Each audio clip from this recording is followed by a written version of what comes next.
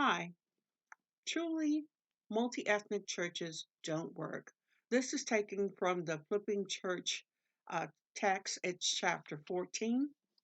And I'm going to share with you some thoughts from the chapter. Doug Cunningham, who is the pastor of the New Day Church in New York, challenges the idea that truly multi-ethnic churches don't work, and he uses his own church as an example to show us how it might work and could work given the right of circumstances. Cunningham recognizes that the history and the makeup of the United Methodist Church supports the argument that multi ethnic churches have not worked within its current environment. He points out that currently in the United Methodist Church, it's predominantly white with about 94%. 2% are Latino, 2% are African American, and then 1% is Asian in membership.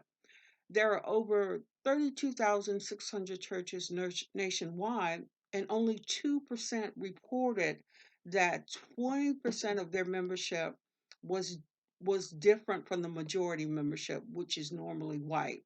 It is clear that the United Methodist Church is homogenized and suffers from a lack of diversity. Cunningham suggests that although the numbers are bad, it does not mean we should not challenge the trends and establish boundary crossing congregations. He argues that we should ignore the established reasons for why churches don't diversify. And he identifies these reasons as one, when everyone thinks alike, they engage others more quickly and effectively. This is sort of the birds of a feather flock together mentality.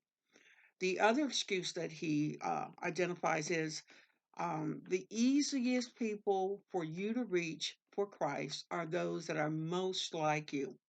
It is a mindset where we think that only white people can disciple white people, or only black people can disciple black people mentality.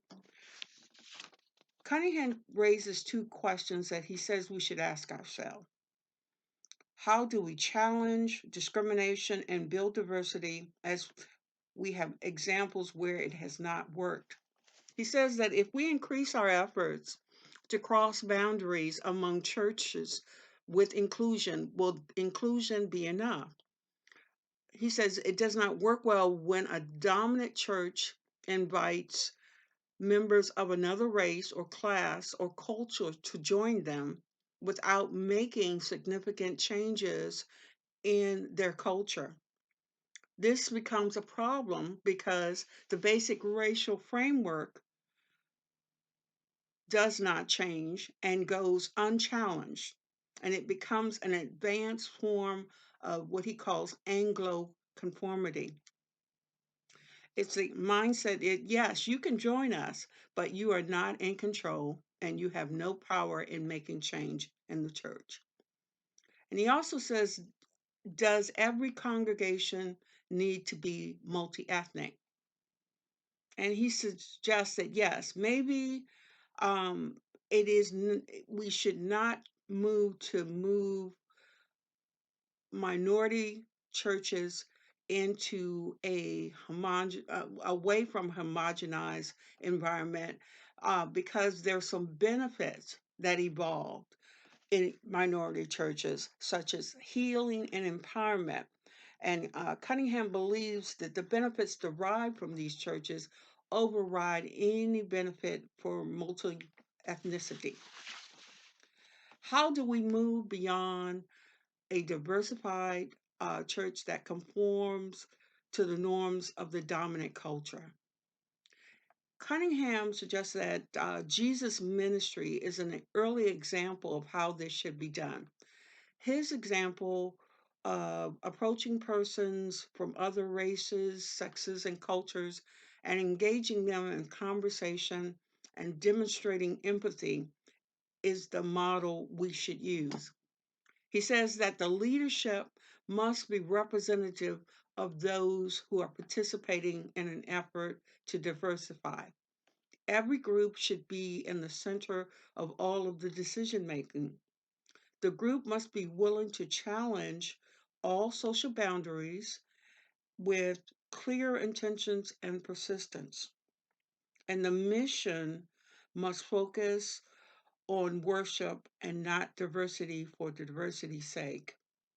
Each subgroup must retain their authenticity in how they worship God, and the group as a whole must be willing to confront any form of injustice.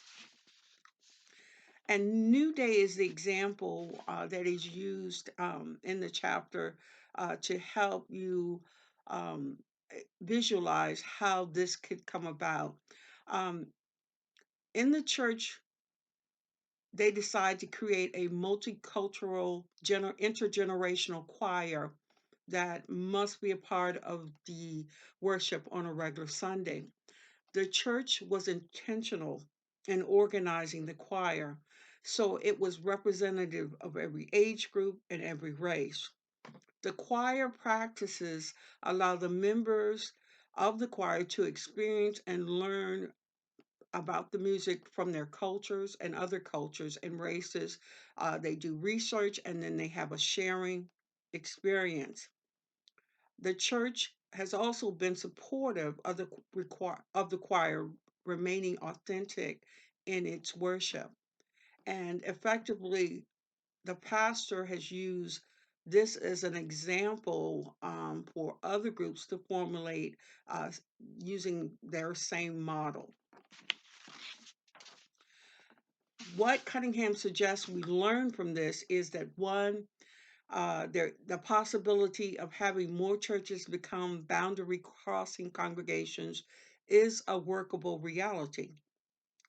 Two, boundary crossing congregations will need to go through a transformation process in order to work.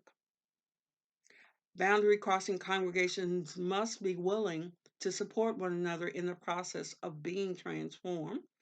And we must question the assumptions that we've grown up with in order to build an authentic multi ethnic setting. We must adopt the principles that Jesus set for us, recognizing that the marginals, the minorities, may be the ones who teach us how to love, as witnessed in stories of the Bible like the Good Samaritan. Cunningham basically proposes the idea that this is a workable reality given the right circumstances. It is not an effort that should be considered for every congregation, and it has to be a purposeful, committed relationship among those that are looking to become boundary crossing congregations.